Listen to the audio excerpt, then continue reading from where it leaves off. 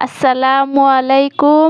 Blog with নাজুর চ্যানেলের পক্ষ থেকে সবাইকে স্বাগতম। আশা করি যে যেখানতে আমার এই ভিডিওটি দেখছেন সবাই ভালো আছেন। আমিও আলহামদুলিল্লাহ ভালো আছি। শুভ সকাল। প্রতিদিনের মতো আরেকটা ভিডিও নিয়ে আসলাম। ঘুম থেকে উঠে ফজরের নামাজ পড়ে বাহির থেকে এসে একটু হাঁটাহাঁটি করে ঘরের কাজে লেগে গেলাম। সকালের যে অধিকাংশ কাজ থাকে, প্লেট বাটি ক্লিন করা, গুছানো গাছানো, কাটাকাটি, অধিকাংশ কাজই আমি রাত্রে গুছিয়ে ফেলি। অনেক সময় হয় কি সাথের কাজ সাথে করলে সময়ও বাঁচে, দেখতেও ভালো লাগে। তো বাহির থেকে এসে আমি কিছু চিয়া সিড খেয়ে নিলাম। নাস্তা খেয়ে এখানে যা যা রান্না করব দুপুরের জন্য সব কিছুই কেটে বেছে নিচ্ছি। এখানে কিছু করলা কেটে নিচ্ছি। তো বিচিগুলা ফেলে দিব, আমার কাছে কেন জানি বিচি খেতে ভালো লাগে না। আর এখানে কিছু মাছ ধুয়ে বেছে হলুদ মরিচ মাখিয়ে রেখেছি। আর এখানে কিছু পেঁয়াজ, কাঁচামরিচ, ধনেপাতা, টমেটো এগুলো কেটে রেখেছি। তো এটা হচ্ছে এক ধরনের আলু, মাটির নিচের আলু বলে। এটা দেখতে সেম কচুর মতো, আসলে এটা কচু না, এটা হচ্ছে মাটির নিচের আলু। অনেকে চিনে আবার অনেকে চিনে না। তো আজ ভাবছি যে মাটির নিচের আলু দিয়ে পাঙ্গাস মাছ রান্না করব। আমাদের ঘরে সাধারণত পাঙ্গাস মাছটা বেশি একটা খাওয়া হয় না। আমি মাঝে মাঝে নিয়ে আসি। অনেক দিন পর পর অন্যভাবে রান্না করলে ভালোই লাগে। তো মেয়ে খায়, আমার শাশুড়ি তো প্রিয় একটা মাছ, পেঁয়াজ দিয়ে ভুনা করলে অনেক পছন্দ করে। তো মাছটা আমি এখন এক এক করে ভেজে নিব। এই মাছটা সাধারণত একটু গন্ধ করে। তো এটা যদি লেবু, লবণ, কুসুম গরম পানি দিয়ে ভালো করে পরিষ্কার করা যায় তাহলে আর গন্ধটা থাকে না। আমি এভাবেই পরিষ্কার করে নিয়েছি। এখন এক এক করে মাছটা ভেজে নিব। মাছটা যেহেতু আমি মাটির নিচের আলু দিয়ে রান্না করব, তো এই আলুটা একটু আঠালো টাইপের থাকে। এটা যারা খেয়েছে তারা তো জানে। সেম হচ্ছে কচুর মুখী বা কচুর গাঁটি যাই বলেন, ওইটার মতো একটু ভাপ দিয়ে নিলে হয় কি আর আঠালো জিনিসটা থাকে না। ভাপ না দিলেও তেমন কোনো সমস্যা হয় না, কষানোর মধ্যেও সিদ্ধ হয়ে যায়। তো আমার মনে হয় একটু গরম পানিটা ভাপ দিয়ে ফেলে দিলে আঠালো জিনিসটা থাকে না, তাই আমি একটু ভাপ দিয়ে নিলাম। তো এখানে কিছু তেলের মধ্যে কিছু পেঁয়াজ ভেজে নিলাম, আর এখন দিয়ে দিলাম পরিমাণ মতো আদা রসুন। তো আদা রসুন বাটাটা আমি তেলের মধ্যে ভেজে নিব।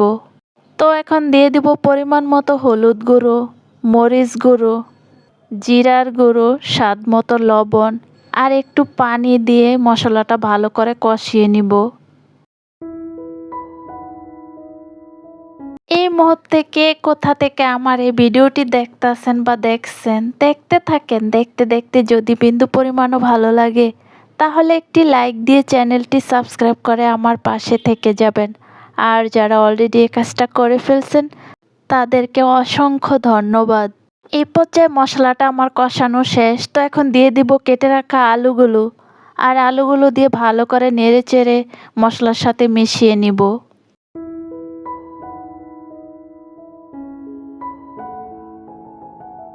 মশলার মধ্যে নেড়ে চেড়ে একটা ঢাকনা দিয়ে ঢেকে দিব।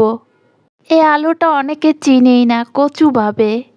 অনেকে আবার এই আলুটাকে মিঠা আলু বলে। এটা মিঠা আলুও না, এটা হচ্ছে এক ধরনের মাটির নিচের আলু। তো আমি যেহেতু চিনি আমার তো কোনো সমস্যা নাই। আলুটা খেতে অনেক ভালো লাগে, সব সময় আলুটা পাওয়াও যায় না।